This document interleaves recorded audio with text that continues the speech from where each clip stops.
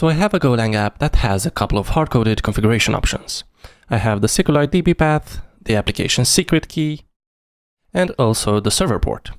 What I want to do is make them configurable so I can adjust them when running the app in different environments: development, staging, production, and so on. In Golang, the most common way to do this is by using command line flags. I should be able to just open the terminal, type in go run command web star, and then pass flags like port, 8000, DB path, and so on. But of course, right now, everything is hard-coded, so these flags won't do anything. So let's go ahead and define them. I'll go to the top of the main function, and I'll do port equals, and we'll use the flag package to accept an integer value.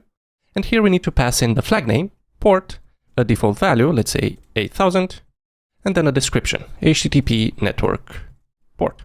Then we'll have the SQLite DB path. I'll do DB path, flag string. The flag name will be DB path. The default value will be appdb. And then here we'll do SQLite DB path. And finally, we have the app key, which is also a string. So I'll do app key, flag string, app key, and then I'll grab this to set it as the default value. And here I'll do application secret key. Now, after we've defined our flags, we need to parse them using the flag parse method. It's very important to call this before using any of the variables, otherwise the default values will be used. Anyway, now that we've defined and accepted our flag values, we can go ahead and use them. I'll go here and do star dbpath. We're using star because dbpath is a pointer to a string, and then we need to dereference that variable. And we'll do the same thing for the app key. And then I'll go down and use it for the port. Here we'll do fmt sprintf, and we'll have a digit, and then pass it the star port.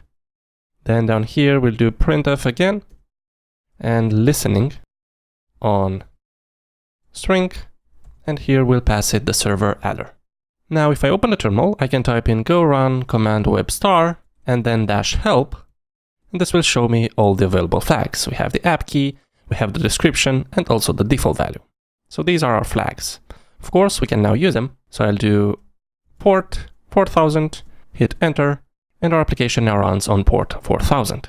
As a side note, if you pass it an invalid value, let's say I pass a string, hit enter, the application will exit and notice you that you've passed an invalid value. And this is how you can accept flags and use them to configure your application. But what I like to do is, instead of defining individual variables for all the flags, I like to create a new struct. I like to do type config struct, and then here we'll have all our flags. We'll do port, which will be an integer, DB path, which will be a string, and app key, which will also be a string. Then down here, I can do var config of type config and remove all these, so we won't have variables here. And instead of using the int method, we'll do int var, and this requires a pointer where to store the value. We'll do config port, then we'll do config DB path, and this needs to be string var, and config app key.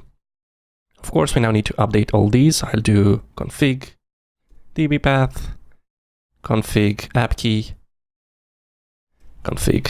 key, and the same here. The benefit of using this is not only you have everything more organized, but you can also choose to pass this config through your app struct.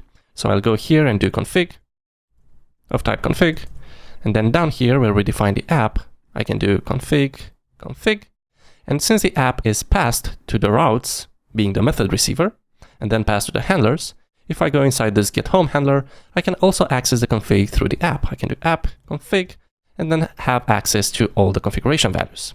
Isn't that nice?